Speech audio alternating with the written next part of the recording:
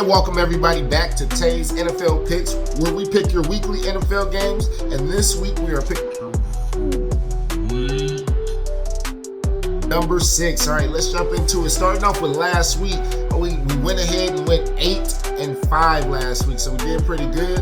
And on the season, we are sitting at 42-31. So, hey, we're making strides this year, and we're staying above water, staying afloat in this record. So let's go ahead and get it going, man. Some of the lesser games this week, starting off with Jacksonville taking on Chicago, and that game is taking place at 8:30 in the morning over there in London, across the pond. All right, Jacksonville, they're coming off their first win last week, and Trevor Lawrence, he looked pretty good. He had over 300 yards passing, and it was a really good game for Jacksonville to get off the schneid and get their first win of the season. Meanwhile, Chicago, right now, they're sitting pretty, man. They won a couple of games here in a row, and Caleb Williams, he's starting to come to life. You're starting to see that offense turn a little bit more, and who knows what you're going to get out of him this week. And the only reason I say that is because he's a rookie right now. And so they're sitting last in the division right now, but they've got to win to keep up in that division. So go ahead and give me Jacksonville in this one, in the upset. Jacksonville, they've got to do the same to be able to keep up with some of the other teams in their division as well. All right, Indianapolis taking on the Tennessee Titans. Anthony Richardson still kind of hobbled a little bit. Will Levis still kind of hobbled a little bit. So I think we're going to see Joe Flacco in this game. And if we see old Joe, I think he's going to get the best of Tennessee this week, man. Tennessee has a really good defense. They really get after it, especially in the passing game. So it's going to be a little bit tough, but I do think Joe has everything that it takes, just like we saw last year in Cleveland, to go ahead and get the job done for the Colts this week. All right, go ahead and give me the Colts in this one over Tennessee, though. Moving on to our next game, we have the Houston Texans taking on the New England Patriots. Houston, they're kind of up and down, but they are still hanging tough right now in that AFC South right now. So right now they're sitting at 4-1, and I think this is a winnable game against New England, who's now starting Drake May. We talked about Drake May here the last couple of times, and he's finally getting that start. And, I think he's going to do very well in that spot. However, I think Houston is way too talented. I think they've got a really well-prepared quarterback and coaching system in place. And so, go ahead and give me Houston over the New England Patriots, and that game is taking place at noon in New England. All right, moving on to some of our other games here. We have the Cleveland Browns. Oh boy, we're back to that Deshaun Watson talk. Here we go, man. Just go ahead and sit that man down or do something. You gotta switch it up, because oh man, Deshaun is looking terrible right now, man. It's like week to week, and I don't like what I saw last week in Cleveland. Just point blank, period. Meanwhile, Philadelphia, their coach Nick Sirianni, he's on the hot seat. They're coming off their bye. They're getting some players back this week. We know that Devontae Smith is coming back this week, so I expect that offense to be humming just a little bit more than what they've done the last couple of games. But go ahead and give me Philly over Cleveland in this one, and that game is taking place at noon as well. All right, a couple more games here before we get into the bigger matchups. We have Atlanta taking on the Carolina Panthers. This is a divisional matchup, the NFC South, and I do think that Atlanta's going to get the best of Carolina. I think you're starting to see some teams kind of adjust to how the Red Rocket is kind of running that team at quarterback over there in Carolina. And Atlanta, they got a great team over there, I think, that can really make some noise in this division and possibly in the playoffs as well. So go ahead and give me the Falcons in this one over the Carolina Panthers. All right, moving on to our next game, we have the Cincinnati Bengals taking on the New York Giants. Cincinnati, man, they're always in a game. They're always pretty close in the game, but they're coming up just short in every single game this year. And so the Giants, on the other hand, they're looking more and more better every single week that we start to watch this team. I don't know if Danny Dimes is starting to look better, but I know he's turning the ball over a lot less than what he was previously, and he looks a lot better throwing the ball as well. So right now, I think they're taking strides in New York to kind of bring him along and kind of rehabilitate some of Danny Dimes' abilities, and what he can offer and bring to the table. But go ahead and give me Cincinnati in this one. I think they get their second win of the year, and by beating the New York Giants. All right, moving on to some of our bigger games. We have the Arizona Cardinals taking on the Green Bay Packers in Wisconsin. All right, the Cheeseheads, they're going to be up. They're going to be ready for this game. We saw Jordan Love kind of do his thing and, get his team the dub last week. So and we saw Arizona do the same thing, man. Kyler Murray, Marvin Harrison Jr., I really love that connection. And right now it's opening up that offense and that defense. That defense has been playing tough since the start of the season. So I do believe in Arizona, and I do think that they can make some noise in the NFC, contending for at least a wild card spot. Right now, they're contending for a division that's really up for grabs in the NFC West. But in this one, give me the Green Bay Packers over the Arizona Cardinals. All right, our next game, we have the Tampa Bay Buccaneers traveling to the New Orleans Saints. And that game is taking place at noon on Fox. This is another NFC South divisional game. And when these two teams match up, man, it's always going to be fireworks. So expect a lot in this game. I do expect New Orleans. Now, New Orleans is without their quarterback, Derek Carr, who's going to be out for a few weeks. And they're starting Spencer Rattler at quarterback. I really don't expect much from Mr. Rattler, but the fact that he's at home, there's going to be some home cooking here, so he's going to be a little bit more comfortable than you would if he was on the road. However, Tampa Bay,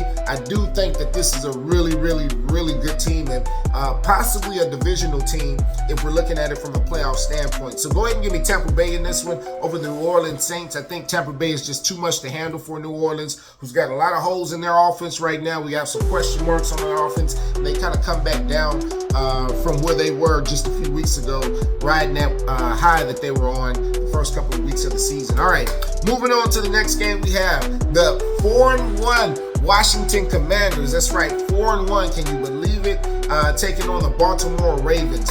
Jayden Daniels, man. Hey, I didn't want to get on that hype train, man, but I'm gonna go ahead and have to just tip my cap to Mr. Daniels right there, because he's doing his thing as a rookie. And as a rookie, we very rarely see something like this. And so when you're able to see some magic like this, we saw CJ Stroud kind of do it like last year, but not on this level, I don't think.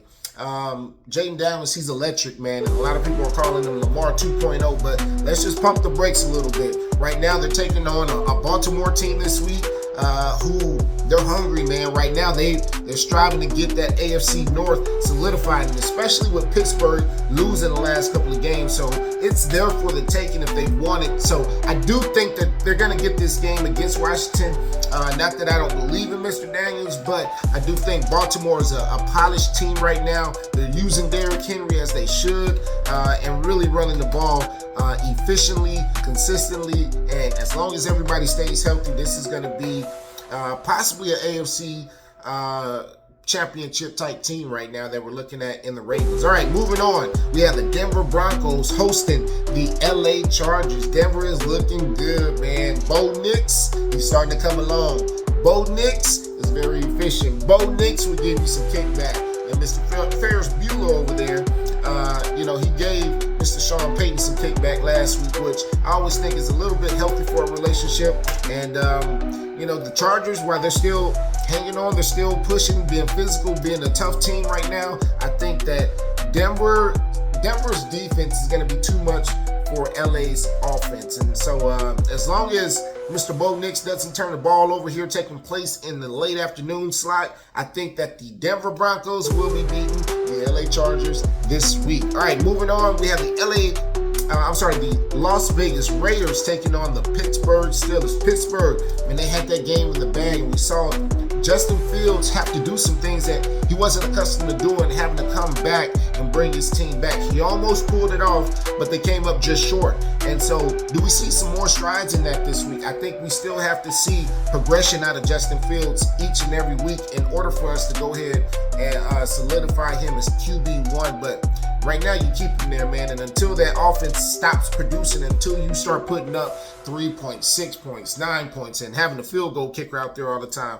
I think you just hold back, keep developing Justin Fields into the player that he can be, and try to get him to reach his highest ceiling. So they're taking on the Las Vegas Raiders, who right now, man, they got the win last week, surprisingly, but Davante Adams is still the number one thing out there, number one issue that we're talking about. And so I don't know if that really rectifies itself this week, but I know 2 days before this game, it hasn't rectified itself. And so go ahead and give me the Pittsburgh Steelers. I think Justin Fields will get the dub, and we'll still continue to see the progression that we've been looking for out of him and that team. That defense is amazing. So he'll keep them in the game.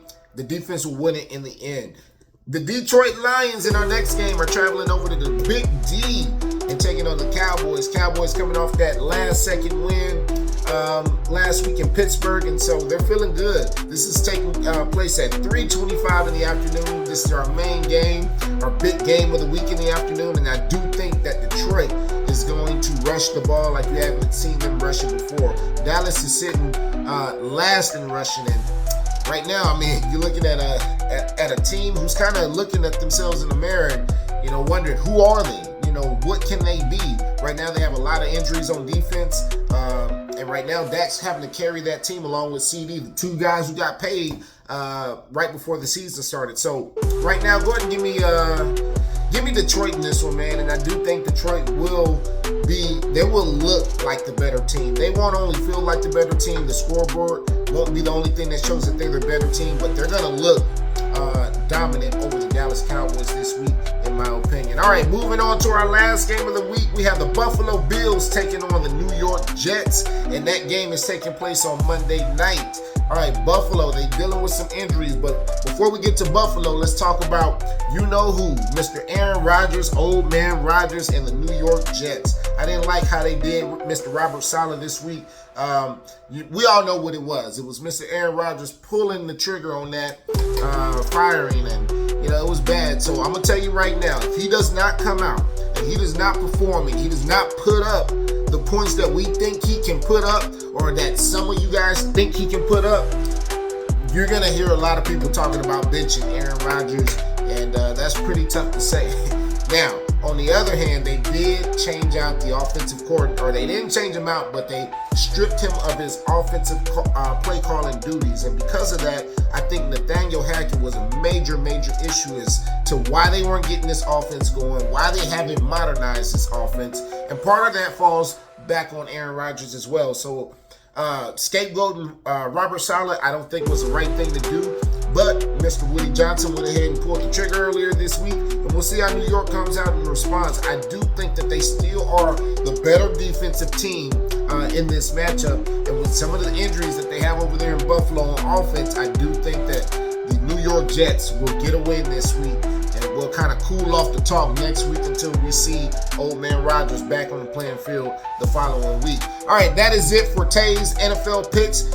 Make your own NFL picks. Put them in the comment section. Go ahead and hit me up. Let me know what you think is going to happen this weekend, and let's enjoy some great games on Sunday and Monday. All right, guys, until next week, I'll see you guys. You guys be safe. Have fun this weekend. We out.